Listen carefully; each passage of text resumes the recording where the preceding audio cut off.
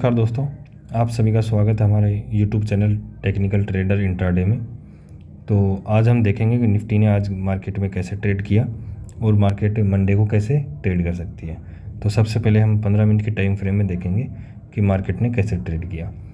जैसा कि हमने कल एनालिसिस किया था कि अगर निफ्टी गैप अप के द्वारा अगर इस रेंज को 25,200 की रेंज को अगर ब्रेक करती है अगर गैप अप से, और अगर 15 मिनट की कैंडल एक रेंज के इसी रेंज के ऊपर अगर सस्टेन करती है तो हम ऊपर की साइड एक मूव लेंगे, जो कि 15 मिनट की कैंडल को ब्रेक करने के बाद।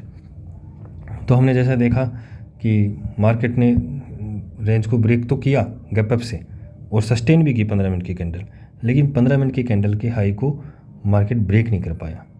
जो 15 मिनट की कैंडल का हाई था उसको मार्केट ब्रेक नहीं कर पाया, तो यहाँ हमारी ट्रेड बनी नहीं और मार्केट उसी रेंज में एक रेंज बना के 60 पॉइंट की मार्केट ने एक रेंज बनाई, 60 पॉइंट की एक रेंज में मार्केट फंसा रहा, जो कि एक बहुत नैरो रेंज है। 25,200 से लेके 25,260 के बीच 60 पॉइंट की एक नैरो रेंज है फंसा रहा, और यहाँ पे प्रीमियम्स बहुत दिखे हुए। तो अब निफ्टी में आज कोई ट्रेड इस हिसाब से बनी ही नहीं। तो अब हम देखेंगे कि निफ्टी ने 5 मिनट में कैसे ट्रेड किया और कल या मंडे को निफ्टी किस प्रकार से ट्रेड कर सकती है। तो अब हम देखेंगे कि 5 मिनट में निफ्टी ने कैसे ट्रेड किया और निफ्टी मंडे को कैसे ट्रेड कर सकती है। तो यहाँ पे आप साफ साफ देख सकते हैं कि यहाँ पे हमारी एक गैप अप ओपन हुई निफ्टी, और गैप अप होने के बाद कोई भी ट्रेड निफ्टी ने नहीं दी। एक 60 पॉइंट की रेंज में निफ्टी फंसी रही। ऐसे मार्केट में कोई ट्रेड हमारी बनी नहीं, तो मैंने तो कोई ट्रेड ली नहीं, और ऐसे मार्केट में आपको भी कोई ट्रेड लेनी नहीं चाहिए थी। जिसने भी ट्रेड ली है वो लॉस लेके ही यहाँ से निकला होगा, यहाँ से कोई भी प्रॉफिट लेके नहीं निकला होगा। तो ऐसे लॉसेस से बचने के लिए हम क्या करेंगे? ऐसे लॉसेस से बचने के लिए कि हम अपनी क्वांटिटी साइज़ को, लोड जो साइज़ है वो हम क्वांटिटी को हम अपना लो कर लेंगे। ऐसे मार्केट में यही है कि 2 से 3 लोट बहुत होते हैं। 2 से 3 लोट बहुत होते हैं इस मार्केट में ट्रेड करने के लिए। अगर आप 2 लोट भी ले रहे हैं तो आपकी 50 क्वांटिटी हो जाती है। 50 क्वांटिटी में अगर आपने 20 पॉइंट भी अगर निफ्टी में क्रेक आप गेन करते हैं तो 20 पॉइंट का भी आपका अगर मल्टीप्लाई करें तो आपका 1,000 रुपये का प्रॉफिट होता है, जो कि आपका एक अच्छा प्रॉफिट होता है दिन के हिसाब से आप देखें तो।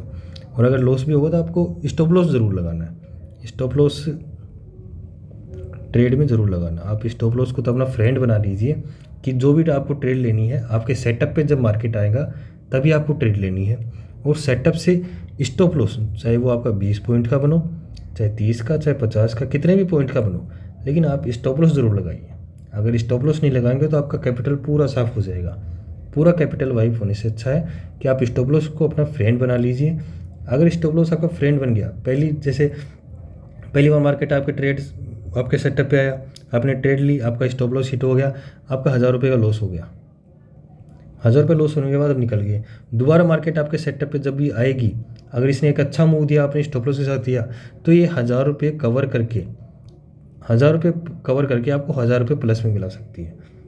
क्योंकि हमारा सेटअप पे हम ट्रेड करेंगे। आप एक सेटअप बना लीजिए अपना कि मार्केट में मेरे को सिर्फ इसी सेटअप पे ट्रेड करनी है। अगर मेरे सेटअप पे मार्केट नहीं आया तो मैं ट्रेड नहीं करूँगा। आप इस मार्केट में जितना डिसिप्लिन रहेंगे मार्केट आपको उतना ही देगा।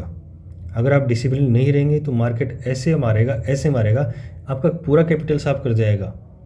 आपको दोबारा मार्केट में घुसने लायक छोड़ेगा ही नहीं। ये मार्केट का ऐसे मान लो कि मार्केट ऐसे ही चलता है। मार्केट का बिहेवियर ही है। मार्केट से आप थोड़ा थोड़ा लेकर निकलेंगे, प्रॉफिटेबल रहेंगे। ज़्यादा की कोशिश में अगर रुके रहेंगे तो मार्केट आपको उल्टा पटकेगा ही पटकेगा।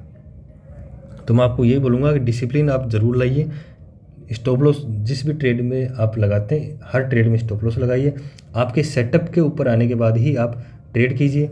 जैसे निफ्टी में आज कोई भी ट्रेड बनी नहीं, हमारे सेटअप पे निफ्टी आई नहीं जैसा कि हमने बोला था, तो हमने ट्रेड की भी नहीं। तो अब हम देखेंगे कि निफ्टी कल किस प्रकार से ट्रेड कर सकता है और उसके लेवल्स क्या क्या होंगे।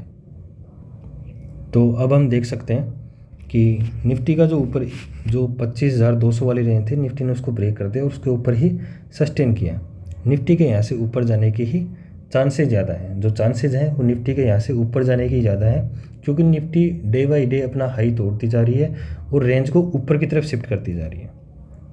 तो अब हम यहाँ से देखेंगे हमारे मंडे के जो लेवल्स हैं वो क्या होंगे, मंडे के किस लेवल्स पे हम ट्रेड करें।